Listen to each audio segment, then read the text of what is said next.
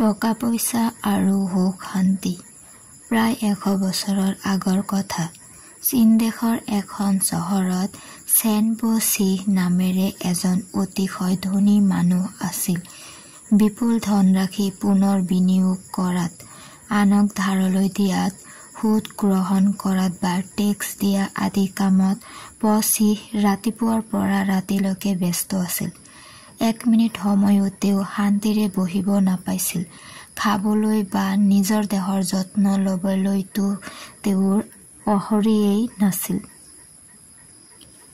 ৰাতি এপৰত অকণমান খাই কোনোমতে কেইঘণ্টামানৰ বাবে বিচনাত বাগৰিলেও সহজে টোপনি নাহিছিল।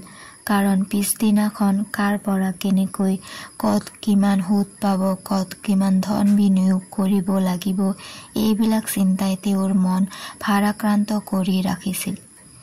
তেওঁৰ ঘৈণীয়েকে কিন্তু এইবিলাক কাম বৰ ভাল নাপাইছিল। তেওঁ গিৰিয়েকক অনবৰতে সকীয়াই থাকিছিল যে নিজৰ শৰীৰৰ যত্ন নলৈ ধনৰ পিছত ঘূৰি থাকিলে মৰণো কিন্তু সুৰুঙা বিচাৰিবলৈ সুবিধা পাব।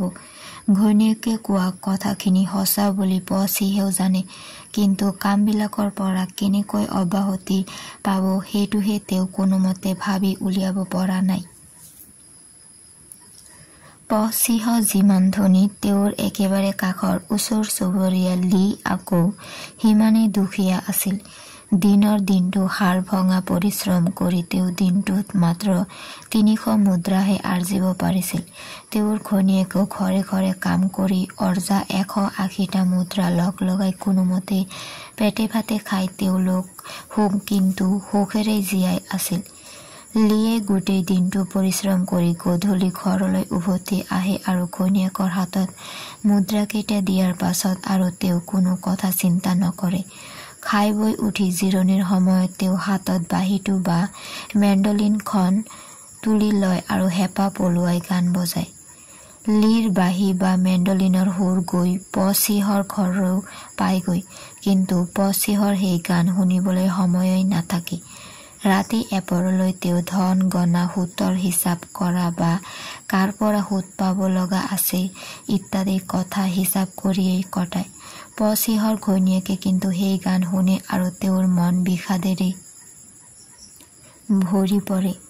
ৰাতি যেতিয়া পো চিহে খাবলৈ বহে তেতিয়াও গান বাজিয়েই থাকে আৰু ঘৈণীয়েকে পো চিহক কয়, চোৱা লি কিমান দুখীয়া কিন্তু কিমান সুখী আৰু ইমান ধনী কিন্তু কেতিয়াও সুখী হ'ব পৰা নাই। ঘৈণীয়েকৰ কথা শুনি পো চিহে হাঁহি মাৰি কয়, এৰা কথাতেই কয় নহয়, দুখীয়া মানুহৰ আছে সময়।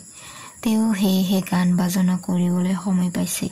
পিছে তেওঁৰ সেই গান বন্ধ কৰিবলৈ বেছি সময় নালাগে, মাত্ৰ অলপ ধন দিলেই হ'ল।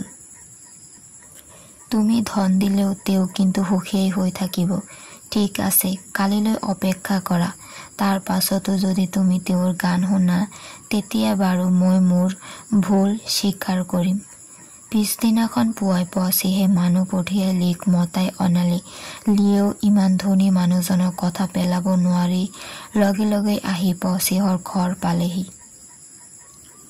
পো চিহে তেওঁক দেখিয়েই হাঁহি মাৰি সুধিলে, কি খবৰ মহাশয়? দিনৰ দিনটো লোকৰ ঘৰত পৰিশ্ৰম কৰি নিজে ভালে আছো নে বেয়াই আছো চিন্তা কৰিবলৈ আহৰিয়েই নাপাওঁ। আমি বহু কালৰে পৰা ওচৰ চুবুৰীয়া হৈ আছো। আপুনিতো মোৰ কথা সকলো জানেই। ঠিকেই, দিন মজুৰি কৰি তুমি কেতিয়াও বেছি মুদ্ৰা আৰ্জিব নোৱাৰা।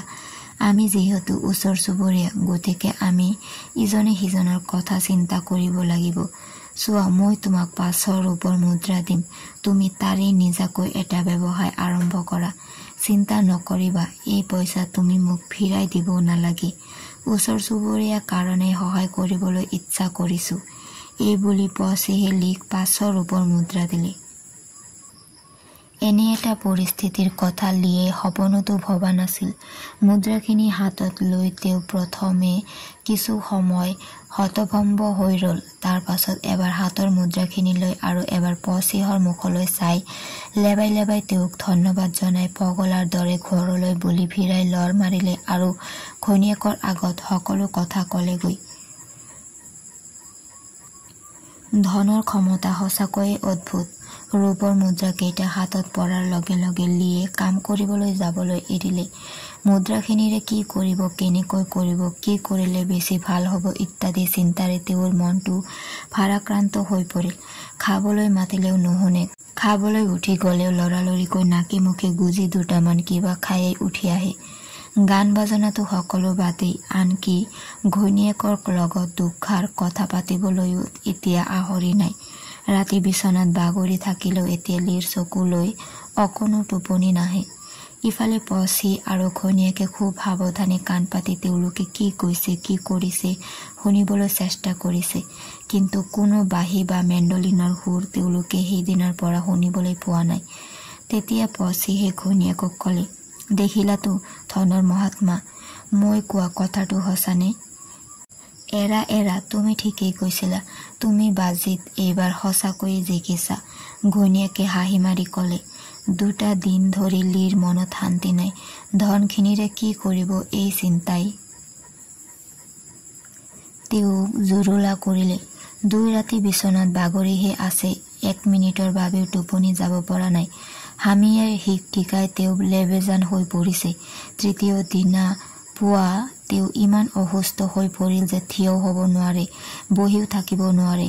সেইদৰে বিচনাত বাগৰি থাকোঁতে হঠাতে যেন তেওঁৰ মনত কোনোবাই কৈ উঠিল, ধনে মানুহক উদ্বিগ্ন কৰে, সেই কথা মনত ৰাখিবা আৰু সেইবাবেই ধনৰ বিষয়ে বৰ বেছি চিন্তা নকৰিবা। লিয়ে তৎক্ষণাৎ সকলো বুজি পালে। তেওঁ একে জাপে বিচনাৰ পৰা উঠিল আৰু মুদ্ৰাখিনি হাতত লৈ একে কোবে পচিহৰ ঘৰ পালেগৈ। তেওঁক দেখি পচিহে হাঁহি মাৰি সুধিলে, আহা আহা লি, ভালনে? আৰু কিবা পৰিকল্পনা আছে নেকি? কিদৰে তোমাক সহায় কৰিব পাৰোঁ কোৱাচোন? নাই নাই মহাশয়, আপোনাৰ ওচৰলৈ মই কোনো সহায় বিচাৰি অহা নাই। মোৰ কোনো পৰিকল্পনা নাই, মই আপোনাৰ মুদ্ৰাখিনি ফিৰাই দিবলৈহে আহিছোঁ। আপোনাৰ এই বদান্যতাৰ বাবে অশেষ ধন্যবাদ। এই বুলি কৈ লিয়ে মুদ্ৰাখিনি পচিহৰ হাতত দি ঘৰলৈ উভতি আহিল। ঘৰ পাই তেওঁৰ মূৰৰ পৰা এটা গধুৰ বোজা আঁতৰি যোৱা যেন তেওঁৰ অনুভৱ হ'ল। বুকুখনো তেওঁৰ পাতল পাতল লাগিল। তেওঁ চিধাই গৈ বিচনাত বাগৰ দিলেগৈ আৰু সেইদিনা দিনে নিশাই গভীৰ টোপনিত মগ্ন হৈ থাকিল।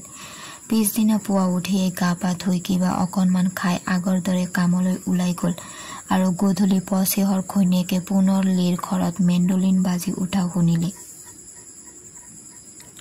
এইদৰে বেছ কিছু বছৰ অতিক্ৰম হ'ল। লাহে লাহে পচিহৰ ব্যৱসায় গমি যাব ধৰিলে।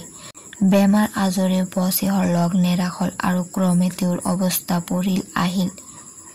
লিৰ ঘৰৰ বাঁহী আৰু মেণ্ডলিনৰ সুৰ কিন্তু একেদৰে বাজিয়েই থাকিল। ধন বিত্তৰ পৰা পোৱা সুখ খন্তেকীয়া, সন্তুষ্টিৰ পৰা পোৱা সুখ চিৰকলীয়া।